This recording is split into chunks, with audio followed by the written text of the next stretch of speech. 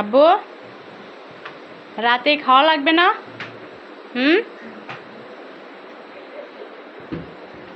শ্রেয়াসের খালামণি, ওর বড় খালামণি এই যে রাতে গ্রিল করেছে আর রুটি বানিয়েছে। শ্রেয়াস এখন এটা খাবে।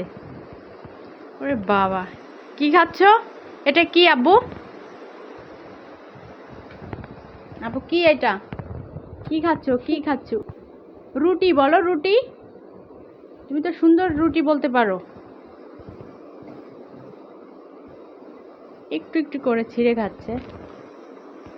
শ্রেয়াসের নান মানে নানি আর কি,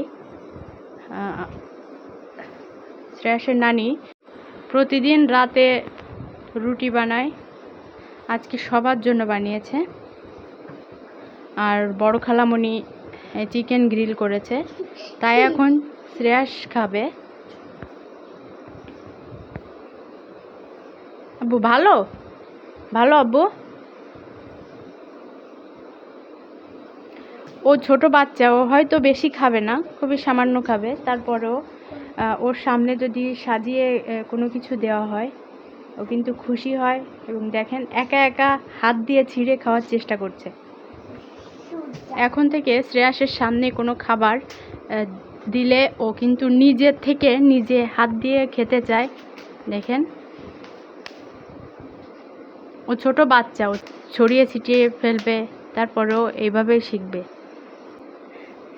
কিভাবে হাত দিয়ে ওটা ছেঁড়ার চেষ্টা করছে। হ্যাঁ,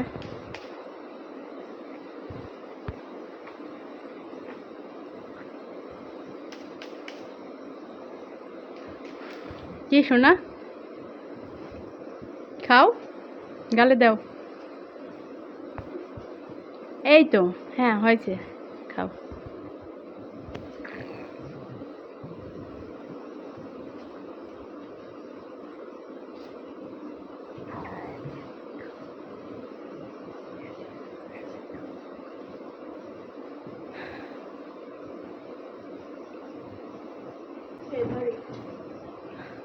বাবা, সবগুলো ওরকম ছিঁড়তে হয় না আব্বু।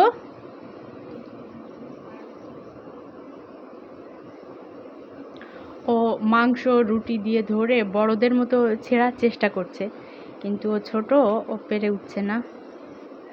দেখেন, আমি দিই, আমি একটু ছিঁড়ে দিই।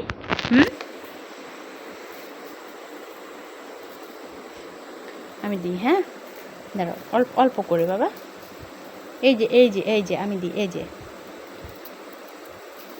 এই যে এই যে এই যে নাও, এই যে শোনা, নাও।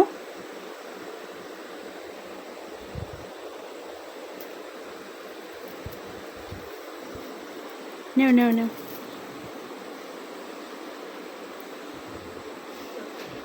কি করলে ওটা আব্বু? একেবারে ছিঁড়ে টুকরো টুকরো করে ফেলেছে রুটিগুলো। জি আব্বু? নিশাত আপু তো এখানে নেই, ওর অন্য আপুদের খোঁজ করছে যে ওরা কোথায়।